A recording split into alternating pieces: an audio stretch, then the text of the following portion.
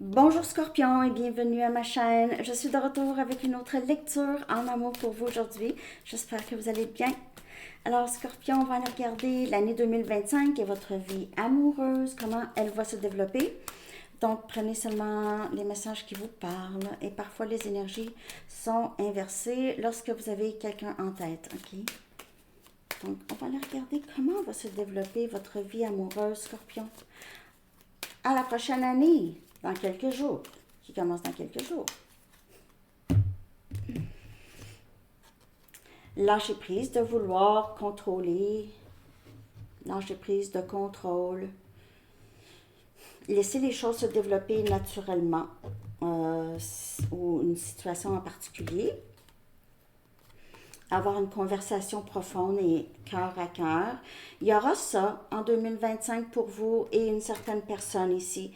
Vous allez devoir vraiment rester ouvert ou ouverte à cette personne et écouter. Écoutez cette personne, ce que cette personne aura à vous dire.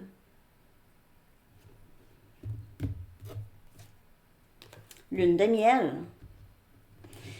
Cette conversation, si vous êtes dans le lâcher-prise et vous êtes dans l'ouverture, ça va très très bien se passer.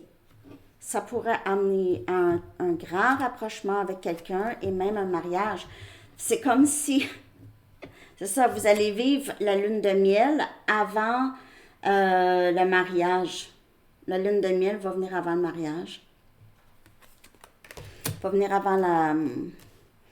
avant l'engagement, mais ça va venir. L'engagement va venir avec ça.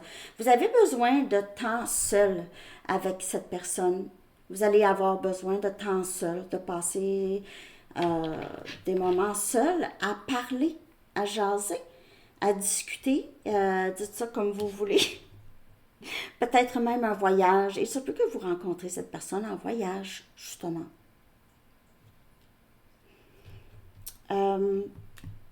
Donc ça peut être une personne du passé ou ça peut être une personne nouvelle. Mais vous avez peut-être tendance à vouloir que les choses se passent comme vous voulez que ça se passe. Je dis pas, peut-être, ça peut être l'autre personne aussi, ok. Mais il faut vraiment regarder la personne lorsque cette personne vous parle. J'ai l'impression ici, vous avez tendance à ne pas, là, je vous fais pas des reproches, hein, je vous dis juste que ce que je vois, ça peut être l'autre personne. Ça arrive que votre envie de qu'est-ce que vous voulez fait en sorte vous n'écoutez pas qu'est-ce que cette personne essaye de vous dire ou qu'est-ce que quelqu'un essaye de vous dire. Vous voulez juste, c'est comme si, je vais faire comme si je l'écoutais, mais je veux avoir ce que je veux avoir.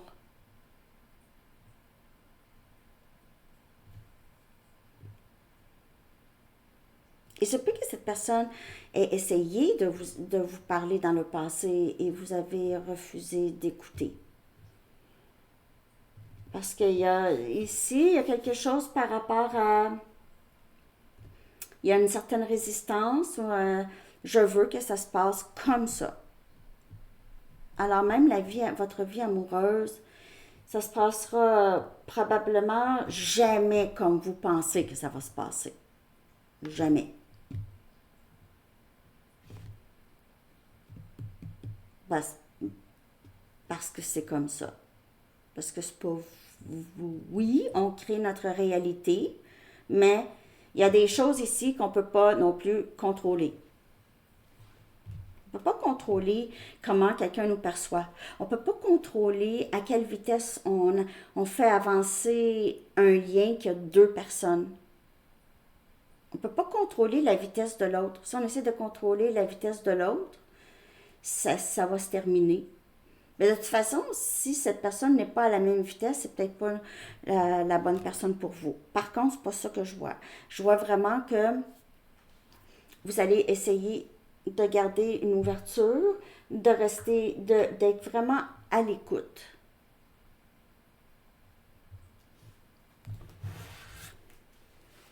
Ou cette personne va vous laisser parler. Peut-être que vous avez l'impression que cette personne ne vous écoutait jamais ou ne vous écoutera pas, ne vous écoute pas. OK? Ça peut être une personne du passé ou quelqu'un qui s'en vient.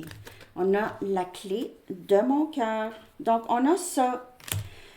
C'est quelqu'un qui va probablement essayer de s'ouvrir ici. C'est quelqu'un qui... si cette personne n'est pas à la même vitesse que vous, disons que cette personne veut être intime avec vous longtemps avant de s'engager. Comme on peut voir, lune de miel avant le mariage. Mais ça ne veut pas dire que cette personne ne voudra pas plus. OK? Vous avez un peu la clé pour cette personne, la clé du cœur.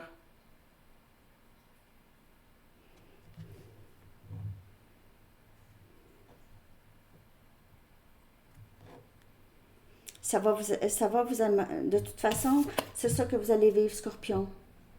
Vous allez vivre un engagement, soit un mariage ou un engagement vraiment beaucoup plus fort. Puis c'est qui? Oui, Poisson a eu ça aussi comme dénouement. Poisson, c'était vraiment... Non, c'était pas Poisson, c'était Cancer. Non. C'était qui donc ça flot? C'était Poisson. Poisson ou Cancer? Vous voyez? Quand vous commentez les lectures, là, souvent, je ne sais même pas de quoi vous parlez. Je me souviens même pas. Je me souviens pas des lectures, hein? Faut pas oublier ça. Je me souviens jamais de ce que j'ai dit. Mais c'est ça, il y a quelque chose par rapport à le cœur, heart to heart, la clé du cœur. Il se peut qu'il y ait quelque chose qui se dit lors de la conversation qui fait en sorte qu'on comprend les choses mieux. Ça va débloquer quelque chose ici pour vous. OK? On va aller regarder dans quelle énergie devez-vous rester, Scorpion. Essayez de vous concentrer à rester dans cette énergie en 2025. Focussez sur cette énergie pour vous. Quelle énergie pour vous, Scorpion? J'espère en tout cas que cette lecture vous parle. Il y aura une discussion quand même. Il y a quelque chose dans la discussion aussi. Il faut vraiment écouter. Il faut écouter. C'est très fort. Parce qu'il y a quelque chose que vous allez comprendre ou que cette personne va comprendre. On a partagé de vous-même. Donc, il y a plus de ça dans la conversation. Peut-être que vous êtes une personne qui a peur de vous ouvrir. Vous êtes une personne qui censure beaucoup. Vous censurez ce que vous dites. Même vous avez tendance à censurer les gens.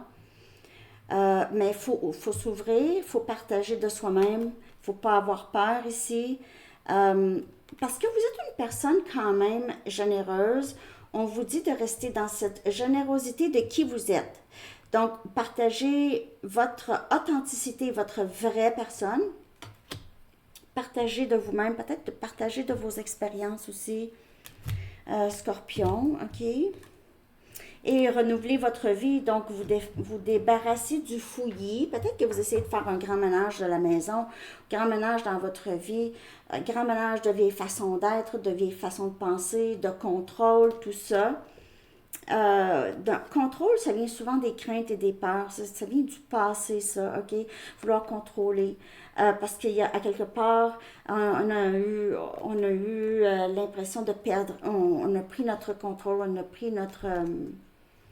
on n'a pas de contrôle sur notre destin, ou en tout cas. Ici, vous renouvelez ça, ici. OK? Vous avez cette nouvelle vitalité. OK? Et plus vous vous débarrassez du vieux, soit de la vieille façon de faire, vieille façon de penser, plus vous renouvelez votre vie, votre vitalité, plus vous allez avoir cette légèreté. OK?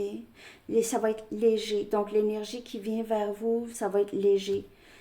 Toute l'énergie que vous allez émettre, ça va être léger. Donc, ça va vous revenir. Plus vous partagez de vous-même, plus vous êtes vrai, dans le vrai, plus votre vie va s'alléger. Scorpion. Vous êtes dans le gros ménage, ou vous allez être dans le gros ménage, vous allez faire des boîtes, donner, j'ai l'impression ici. Vous allez voir de meilleurs jours. Ça va être léger. Vous allez avoir plus de place même dans votre tête. Parce que ça affecte. OK. J'espère que cette lecture vous parle, Scorpion. N'oubliez pas de liker, s'il vous plaît. Je vais aller chercher un dernier message. Prospérité, prospérité. Wow! L'archange Ariel vous dit, vos besoins matériels sont comblés lorsque vous écoutez votre intuition et manifestez vos rêves dans la réalité. Vos rêves dans la réalité. C'est ça que vous devez faire. Les rêves sont proches. OK? À tout moment. Vous pouvez changer votre vie à tout moment. L'abondance entre dans votre vie. Ça va toujours dépendre de l'énergie que vous émettez. Alors, c'est ce que j'ai pour vous, Scorpions. Je vous souhaite une très belle année et une belle journée. Bye bye.